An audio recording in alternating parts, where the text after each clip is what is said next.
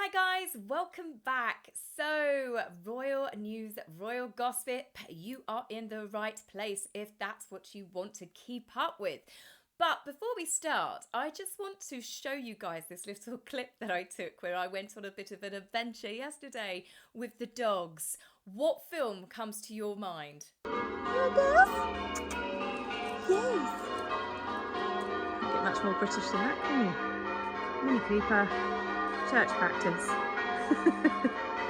For me, it is Jude Law, Cameron Diaz. I feel like sometimes I have moved to an area, I'm living on a film set. The dogs weren't so convinced with the noise of the bells, but how beautiful is that, hearing church bells? So, as for royal news, let's talk about something that is definitely involving the royals. They did it again. The women's England team beat Spain in a dramatic European Cup final on Sunday, and today they had their victorious bus journey celebrating, driven down the Mall in London holding their trophy, and were cheered on by Princess Beatrice, her husband Edo, their two children Athena and Sienna, and they also had Edo's son Christopher with them. Oh, look, a princess of the United Kingdom managing to socialise with members of the public without being surrounded by a ring of armed police officers. Who'd have thought it? Now, I'll be honest, when it comes to football, I'm not what you would call a big fan of the sport. My husband loves it. He's got his own team, which I can't tell you guys because I'm sure that it will start lots of abuse in the comments. But I don't have a team, but I do support England when we get to the big games because it's the incredible pull that it has, the amount of people that tune in to watch it, and now more than ever, women's football, because guess what? The women do actually bring it home. Can you believe I saw comments going, it's not the same as men's football? Oh, is that because the girls actually get the trophy? Sorry guys. But continuing, obviously, rather than with a football theme, and you're here for the royal theme, we need to talk about some incredible, lovely, wonderful photographs of Prince William, who of course was there as patron of the Football Association, but he had his own little Lioness of Windsor by his side. Princess Charlotte attended with her father, and those two looked more adorable than ever. Charlotte even mimicking her father throughout the very tense and stressful game against Spain. There's been lots of comments talking about how much Princess Charlotte has grown, and when you think that her father is 6'3" and how tall she comes up on him here, plus Catherine is 5'9". I don't think any of those children are going to be, what's the expression, vertically challenged. But she's got her mother's glorious, beautiful hair, which has lightened from their recent holiday where it was revealed they went to Greece. Thankfully, the family were, of course, afforded a modicum of privacy over that. Now, as for Princess Charlotte, it's clear that she has inherited the good genes from both of her parents and her mother's fashion sense. But I really enjoy watching how she is growing up into such a lovely young lady and watching her chat so confidently away, not just to her father, but also to the two Spanish princesses who were also in attendance. She showed a lovely and a funny confidence, perhaps telling one of her famous knock-knock jokes, who knows, but she certainly had everybody around her in stitches. With two sporty parents and of course two brothers, it's hardly surprising that our little princess has a love of football as much as she does tennis. But how wonderful for all the little girls around the world to see women's football finally take a more central position on the world stage. Women's football is definitely becoming more popular, and not surprisingly, there has been a huge increase in little girls signing up to play the sport themselves, and I think that's incredible, and our niece happens to be one of them. Watching father and daughter spend so much precious time together without her brothers was lovely, and it shows how much Catherine and William make sure that all of their children have one-on-one time with their parents and they don't miss out on anything. And Prince William couldn't have looked more proud to have his daughter by his side at such a huge moment in English football history. Now, speaking of history, or rather someone who is just going to be a blot in the history books, it seems that Harry is not the only one in Montecito to have gone missing of late. Needless to say, Meghan's absence from social media, which has been quite shocking in 2025, is already reigniting the divorce rumours after Harry had a secret escape from his wife in Botswana recently, when nobody could get hold of him for several days. Plus, he's only recently decided to try and make amends with his father. But as you guys know, I'm already highly suspicious of that, and I think it's got something more to do with financial motivation than it has making up with his elderly father. Especially because Harry's apparent olive branch consists of him just giving his family his diary arrangements so they can arrange their diaries accordingly. So, of course, with Meghan being eerily absent from not just one Instagram account, but both of them, considering she's meant to be making as ever her big sellout brand successful, according to Jack Royston, he said that Meghan could have made as much as 4.5 million per week from the sales of her products. I don't know whether Harry has sent a few special gifts over for Jack Royston recently, but I don't think Meghan selling overpriced tea bags, pancake mix, and raspberry spread or sauce, whatever you want to call it, is really going to be making millions of pounds per week. But you can admit it is rather strange, especially with the story breaking of Harry being absent for 3 days, going over to spend time with his family as he cuts off his wife, that she's not done some loving posts or some cute posts with the children. Meghan, for once, is missing in action, and people are already becoming suspicious because when Meghan disappears, it means she's generally plotting something. I think it's obvious that Meghan thought the royal stardust that she had sprinkled on her when she became Harry's wife was something that she could bottle, she could package, she could slap her royal monogram label on it, and she could sell at a huge profit to herself. But it turns out there's a very, very big problem, shall we say, a fly in her raspberry ointment. Meghan has been desperate for fame her entire life, and becoming Harry's wife gave her that level of coverage that no acting role would have given her. There is no Oscar-winning film that Meghan could have perhaps scored a role for that would have ever afforded her the same amount of recognition or coverage around the world. But the narcissist in Meghan thought it was because the world has finally met Meghan Markle and she was deserving of absolutely everything just simply because of who she is. But the crowds, the cheers, the smiles, the global coverage, the magazines, the daily articles, and the general public's interest in her would have been given to absolutely anybody that Prince Harry had decided to marry. The world was just happy to see the youngest son of Charles and Diana, who had had a few issues growing up. He was finally going to get his happy ever after, just like his older brother, Prince William, and his lovely wife, Catherine. The public were overjoyed to see Harry really, really happy.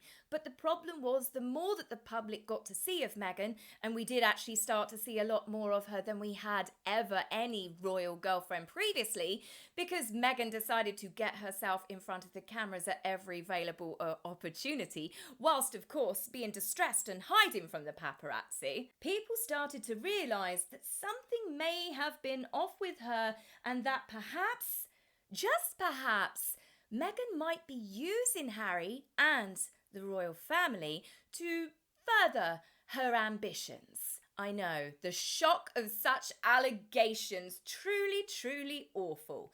But I think most of us were right. All of the deals that Meghan got, even when she was part of the royal family, all of the opportunities that she was given would have still been given and offered to anybody that Harry had married. Those deals were not given to Meghan because of her own merit, because she worked hard for it, because of her talent. I mean, how many Hollywood insiders and executives have called her out for having no discernible talents and, of course, a serious lack of work ethics? Meghan is very similar to Harry in one particular respect. She expects everybody else to do the work for her whilst she gets to get the credit for it afterwards. The only time that Meghan ever acknowledges her staff is when stuff goes wrong, it blows up, and then of course she wants to point the finger and blame anybody and everybody that she can. Given the high turnover of staff that they have, I think that is a frequent pattern in Archewell and when she worked alongside Spotify, and I'm in no doubts when Netflix are finally finished with her, we will no doubt have leaks coming from how awful Meghan was to work with. Two leading brand experts in America have said that Meghan Markle is a fraud and she has milked her fame from marrying Harry and has suckered people into buying her stuff.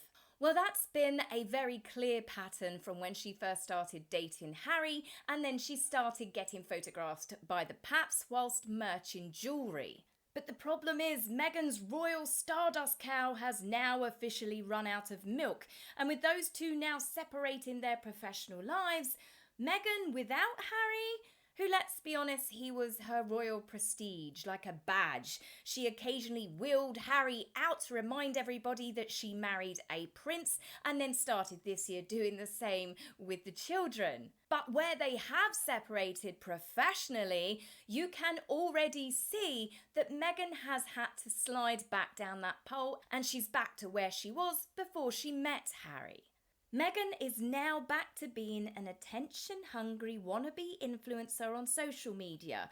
Sure, she's got more followers and she's got more money and she's got some very rich friends, but she still can't seem to hold down a job or to get her big break, despite countless opportunities and millions being spent on her. Meghan is back trying to pretend that she is somehow a domestic goddess. And this is exactly the skin suit, the reinvention that she did when she tried to bag Corey Vitello, the chef. Meghan suddenly became interested in food and cooking and restyled herself until she snared her prize. Meghan fails at trying to pass herself off as a domestic goddess because Meghan is not a domestic goddess. People can see through it. Meghan is a party girl. She always has been, and I'm sure that she always will be. There's nothing wrong in that. But when you're trying to rebrand yourself and market yourself as a homely, loving wife that loves nothing more than baking cakes and making crudité boards and fruit platters for your friends and family, and then in the next breath she says she doesn't have time to cook and she just makes takeaways look pretty, it's a tough pill for people to swallow. Because Meghan has rebranded herself so many times and in quick succession now on a worldwide stage, she finally got that attention that she wanted. It's backfired on her because people see right through her act. Branding expert Philip Miller said her brand was not built on substance, it was based on using people. And I agree, Meghan does use people, she's always used people. She steps over people and on people to get to what she wants and then discards people. But again, this is beginning to backfire on her house of cards because not only does Meghan not have age on her side, now that's not me being bitchy, but it's a lot easier to charm these male executives in your 20s and your 30s rather than Meghan who's getting closer to her 50s.